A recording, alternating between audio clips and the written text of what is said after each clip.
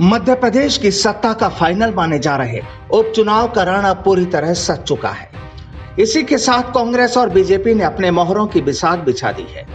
कांग्रेस के साथ साथ अब बीजेपी ने भी अपनी सभी सीटों पर उम्मीदवारों का ऐलान कर दिया।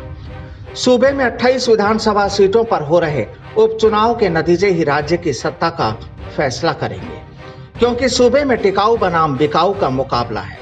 ऐसे में तय हो जाएगा कि आखिर बीजेपी की सत्ता बची रहेगी या सत्ता गंवाने वाली कांग्रेस की वापसी होगी। भाजपा ने अपने वायदे पर खरा उतरते हुए पूर्व केंद्रीय मंत्री ज्योतिरादित्य सिंधिया के साथ कांग्रेस छोड़कर भाजपा में आने वाले सभी 22 पूर्व विधायकों पर दांव लगाया है।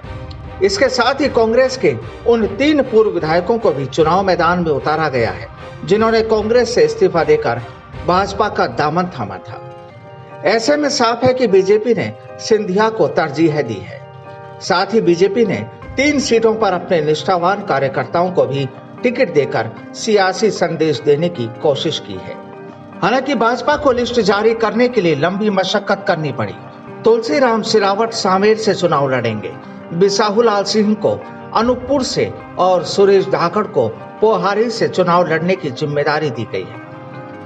वहीं इस लिस्ट के सामने आने के बाद कांग्रेस ने भी जोरदार तंज कसा है। कांग्रेस नेता नरेंद्र सलूजा ने कहा कि एक बार फिर टिकाऊ ठगे गए।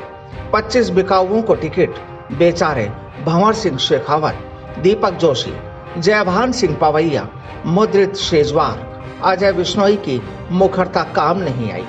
पार्टी ने टिकाऊओं पर भरोसा नहीं किया। चिंता नहीं, सारे बिकाऊ हारेंगे।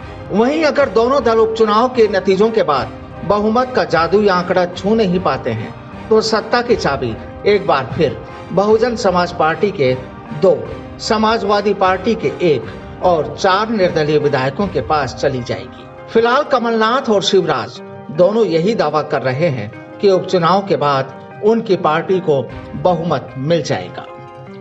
Bureau report, the fact India.